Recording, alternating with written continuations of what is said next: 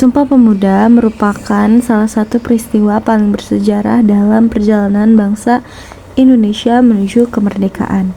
Peristiwa ini menjadi simbol kuat lahirnya semangat persatuan di tengah keberagaman suku, agama, dan budaya yang ada di Nusantara. Melalui ikrar yang diucapkan pada 28 Oktober 1928, para pemuda dari berbagai daerah sepakat untuk bersatu dalam satu tanah air, satu bangsa, dan menjunjung satu bahasa, yaitu bahasa Indonesia. Pertama, kita masuk ke latar belakang. Pada awal abad ke-20, Indonesia masih berada di bawah penjajahan Belanda. Pada saat itu, kehidupan masyarakat sangat terbatas, baik dari segi pendidikan maupun kebebasan. Namun, mulai muncul kesadaran di kalangan pemuda untuk melawan penjajah. Hal ini ditandai dengan berdirinya berbagai organisasi pemuda seperti Jong Java, Jong Sumatranen Bon, dan lain-lain. Sayangnya, perjuangan mereka masih bersifat kedaerahan, sehingga belum efektif. Oleh karena itu, muncul keinginan untuk menyatukan seluruh pemuda Indonesia agar lebih kuat dalam mencapai kemerdekaan. Selanjutnya adalah tokoh-tokoh penting. Yang pertama adalah Sugondo Djojopuspito sebagai Ketua Kongres Pemuda II. Kemudian Muhammad Yamin yang berperan dalam merumuskan gagasan persatuan. Dan Wage Rudolf Supratman yang memperdengarkan lagu Indonesia Raya untuk pertama kalinya. Dan ada beberapa tokoh penting lainnya. Berikut adalah kronologi terjadinya Sumpah Pemuda. Awalnya pada awal abad ke-20 mulai muncul berbagai organisasi pemuda di Indonesia seperti Jong Java, Jong Sumatranen Bon, dan lainnya. Namun organisasi-organisasi ini masih bersifat kedaerahan. Kemudian muncul kesadaran di kalangan pemuda bahwa perjuangan melawan penjajah tidak akan berhasil jika dilakukan secara terpisah-pisah. Oleh karena itu, mereka mulai memikirkan pentingnya persatuan.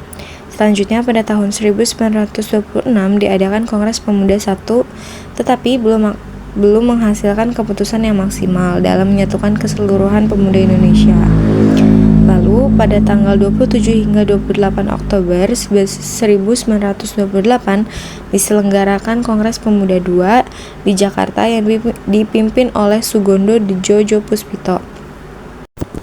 Pada hari pertama, para peserta membahas pentingnya persatuan bangsa dan kesadaran untuk memiliki satu identitas sebagai bangsa Indonesia. Kemudian pada hari kedua, yaitu tanggal 28 Oktober 1928, para pemuda mencapai kesepakatan untuk bersatu.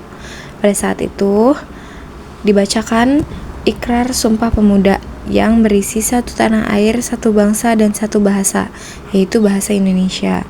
Pada saat yang sama, Wage Rudolf Supratman memperdengarkan lagu Indonesia Raya untuk pertama kalinya sebagai simbol persatuan bangsa. Setelah peristiwa tersebut, semangat persatuan dan nasionalisme semakin kuat di kalangan pemuda dan menjadi dasar penting dalam perjuangan menuju kemerdekaan Indonesia. Hasil dari peristiwa ini adalah lahirnya Sumpah Pemuda yang berisi satu tanah air, satu bangsa, dan satu bahasa, yaitu bahasa Indonesia. Selain itu, bahasa Indonesia ditetapkan sebagai bahasa persatuan, dan perjuangan pemuda menjadi lebih terarah. Dampak positifnya adalah meningkatnya rasa persatuan dan nasionalisme, serta berkurangnya perbedaan kedaerahan.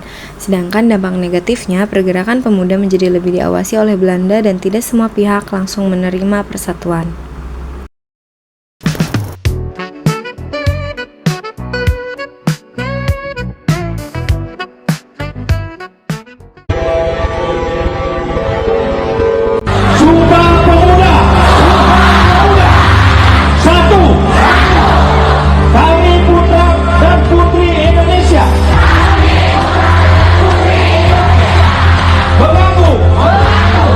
Bertumpu